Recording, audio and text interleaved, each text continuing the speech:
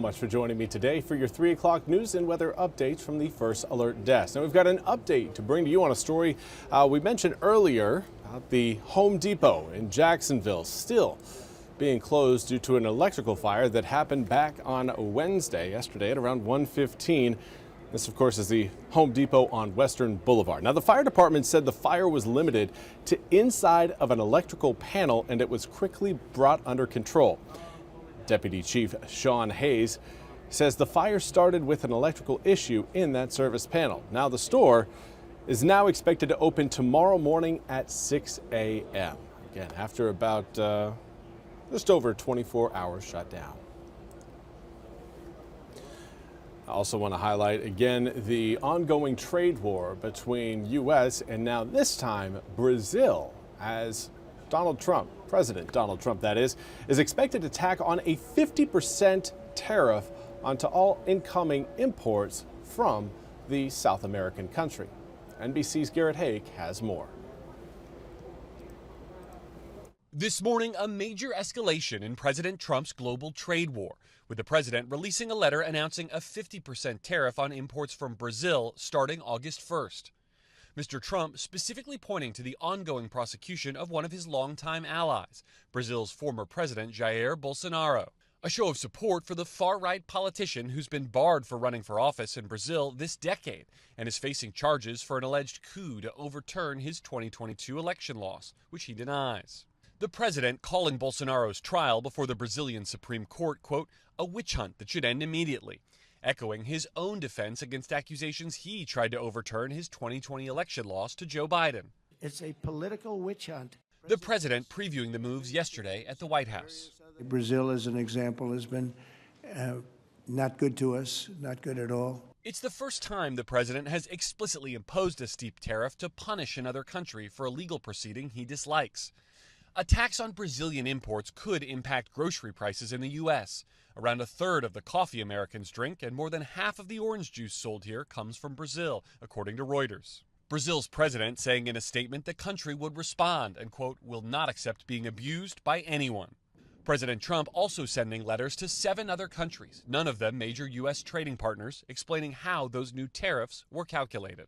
Formula was a formula based on common sense, based on deficits, based on how we've been treated over the years.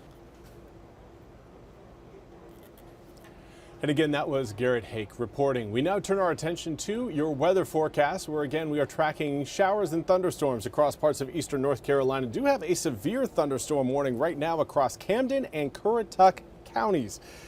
This severe thunderstorm warning will run until 3:45 p.m. Now, the storm in question is currently producing a possible 60-mile-an-hour wind gust. It's moving northeast at around 15 miles an hour. There you can see it in the top portion of your screen.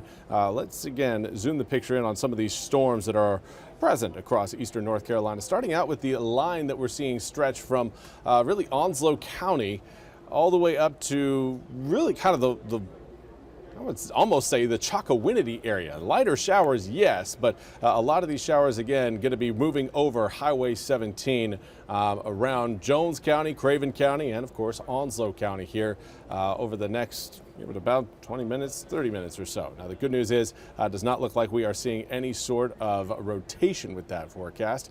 Here's a look at, again, what we've got for the rest of the evening. Spotty showers and thunderstorms certainly present across parts of the area, but as we move through tomorrow, rain chances still present, but not quite as all-encompassing. We will end up seeing, again, a little bit more of the sky tomorrow. Now, for the winds, staying fairly light. You'll note, again, through this whole loop, not seeing a whole lot of wind speeds, sustained winds over the double-digit range. So that is certainly something that is encouraging. Right now, again, we do have our eyes on a system that could produce some more showers and storms rolling in later on. I would say really coming up next week. Tuesday and Wednesday specifically are the days we are anticipating those showers to potentially roll into the area. But right now, again, does look like we've got most of those showers moving across eastern North Carolina, sitting with us through tonight and into tomorrow. Now, we're going to see if we get your full 8-day forecast up here for you. Here again is a look at what you need to know through the next several days. Air temperatures are going to be hovering right around the, I would say, low 90s to the upcoming weekend. Again, for the time being, it certainly looks like, well, there we go. We've got your 8-day forecast coming up here. 91 for Saturday, 90 on Sunday, and then holding in the low 90s through Monday and Tuesday before that secondary round of rain, that second cold front comes into the east, potentially late Tuesday into early Wednesday. It's not going to drop humidity much, but it will have an impact, at least a little impact. You may not notice it, you probably won't notice it, but a little bit that helps is certainly encouraged. Now, rain chances, again, holding at around a 40-60% chance. Most of those showers and storms are going to be afternoon to evening showers and storms, heat-generated stuff that will go away once the sun sets. But for now, again, anticipate a lot of the showers and storms tonight lingering past midnight, potentially even into the early hours tomorrow morning. So if you do have an early morning commute for your Friday, do note you may need to use those windshield wipers on your way into work. Well, that's all we have time for today's 3 p.m. News and Weather Update from the First Alert Desk. I want to thank you all so much for joining me.